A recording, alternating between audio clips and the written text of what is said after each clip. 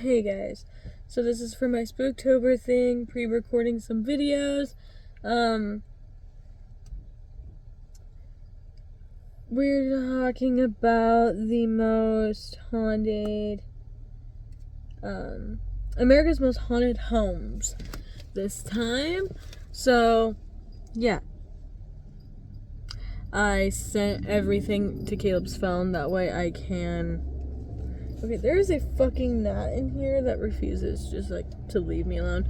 I sent everything to my husband's phone, that way I can tell you guys, and that way I can also involve it in this video without missing anything. So, America's Most Haunted Homes. Out of the millions of homes in the US, some carry the unique characteristic of having eternal residents, ones who pay no rent or mortgage, but are said to inhabit the home nonetheless.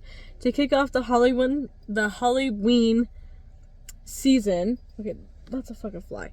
Real estate websites selected the most haunted homes around the country and, where possible, estimated the value of these homes if they were on the open market. These homes all have eerie or dark pasts. Some are privately held, and others have been recognized by the U.S. government. So yeah, we're currently in Colorado. But that's besides the point.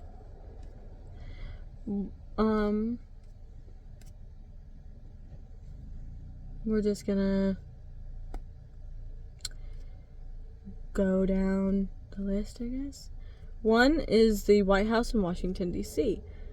One of the most famous places in the entire country is also haunted. The sightings are numerous and have been experienced by everyone from Winston Churchill, who reportedly stumbled into the ghost of Lincoln one night, to Ronald Reagan. There's even a demon cat in the basement whose sighting foretells a national disaster. 2 is Biltmore Estate in Asheville, North Carolina.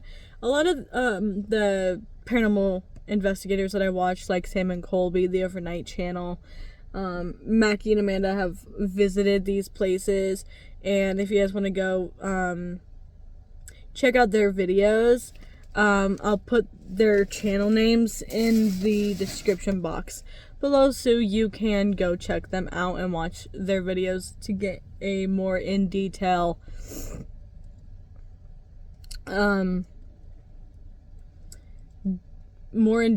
explanation on these videos, or on these houses and the Airbnbs and everything. Sam and Colby did a video on it and everything as well. So the Biltmore Estate in Asheville, North Carolina. Built in the 1800s by George Washington Vanderbilt II, the grand home didn't see its first paranormal activity until after Vanderbilt's passing, when his heirs decided to open the home to the public. The voice of Vanderbilt's wife is just one spooky encounter visitors report. The hidden doors and passageways only add to the effort. 3 is the Pittock Mansion in Portland, Oregon. I'm so sorry if I said that wrong. At the cusp of Portland's industrialization, pioneers Henry and Georgina Pittock built their dream home, and some would argue never left. The historic site functions as a museum today, but instances of a moving portrait and wafts of roses, which are Georgina's favorite flower, have also been reported. Next is St. Augustine Lighthouse in St. Augustine, Florida. There's no shortage of eerie instances running amok at the St. Augustine Lighthouse, so much so that ghost hunters even paid the spot a visit. Past lighthouse keepers, also, as well as 2 sisters who died on the premises, still apparently roam the structure. Staff members also have allegedly reported finding doors mysteriously unlocked after returning in the morning when they locked them. 5 is Trans-Allegheny Lunatic Asylum in Weston, West Virginia. Also appearing on Ghost Hunters, this asylum opened its doors to mentally ill patients in the mid-1800s and officially shut down in 1994. But that hasn't stopped its bevy of apparitions and sounds, presumably from deceased patients, from spooking 21st century visitors. Next is Kehoe House in Savannah, Georgia. You're never strapped for the supernatural in Savannah, which has been deemed one of the country's most haunted cities. Exhibit A, the Kehoe House. formerly home to the 12-person Kehoe family and the Goet Funeral Home. I'm so sorry if I'm pronouncing these names wrong. Excuse me. While unconfirmed, there are also beliefs that 2 of the Kehoe children died within the mansion, adding more fuel to the paranormal fire. 7 is the RMS Queen Mary in Long Beach, California. This is one of the ones that the Overnight Channel, Mackie and Amanda, and Sam and Colby have all visited.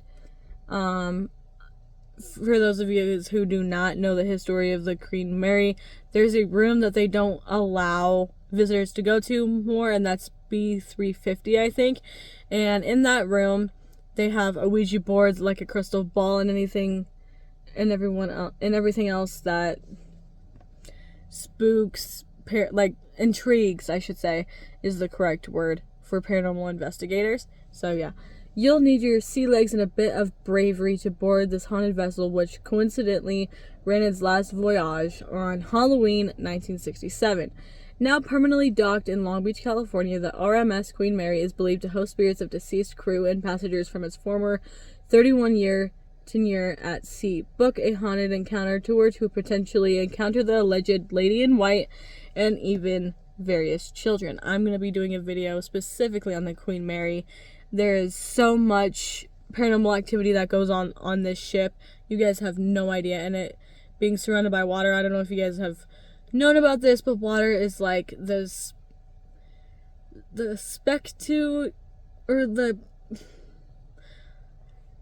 it has energy to keep the spirits alive. That's basically what I'm trying to say. Next is the Crescent Hotel in Eureka Springs, Arkansas. I feel like I just butchered that name. Claiming ownership in the 1930s, Norman Baker posed as a doctor and rebranded the Crescent Hotel into a Fox Cancer Hospital. Fast forward to present day, when several ghosts, including Dr. Baker himself and a patient known as Theodora, have interacted with guests at the rightfully deemed America's Most Haunted Hotel. Staff has also noted an instance of visitors becoming faint during tours at the exact same spot directly above the old morgue. Next is the Lalaurie Mansion in New Orleans, Louisiana. Named for its master, Madame Marie Delphine Lalaurie, who even inspired a character on American Horror Story, Coven, this French Quarter fixture gets referred to by locals simply as the Haunted House. The mansion earned its moniker after a fire broke out in 1834, which exposed a part of the home where 7 enslaved people had been bound in chains and starved. Moans from these people are still said to resonate within the home, which is now privately owned. While you won't be able to step inside and see for yourself, you can make a pit stop through a New Orleans ghost tour. Next is the Aulani Palace in Honolulu, Hawaii. Before Hawaii became an American territory, King Kalakaua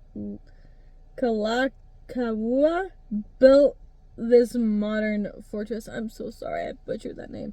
In 1882, where he lived with his wife, Queen Kapiolani, and sister Queen Liliuokalani, who took over the throne after his death. Now functioning as a public museum, Aulani Palace still holds ties to its past royal residence. Security guards claim to see Queen Liliuokalani's ghost roaming the grounds in the early mornings, along with hearing one of the property's pianos unexpectedly playing. Then the last one is the Lizzie Borden Bed and Breakfast in Fall River, Massachusetts. Sam and Colby, the Overnight Channel, and I do believe Mackie and Amanda have also visited this. This isn't your standard New England B&B. The haunted home was the site of 2 violent murders in 1892. Lizzie Borden's father and stepmother. For those of you guys who don't know the whole Lizzie Borden nursery rhyme or whatever, where have you guys been? If you guys been living underneath a rock, it is a movie. It is like Lizzie Borden is like one of the most like iconic serial killers ever. So do your own research on that, but I'll throw it in here. If not, then like I said, just do your own research. Many placed the blame on Lizzie herself, who was tried and later acquitted for the case. Brave souls can book an overnight stay in the same room where Abby Borden passed away, or go ghost hunting through one of the site's paranormal nights. Hope you guys enjoyed this little video. Many more to come. So yeah, I'm excited. If you guys have any suggestions on what I can do to make my SpookTober videos better, please let me know in the comments below. But I love you guys, and I'll catch you guys later.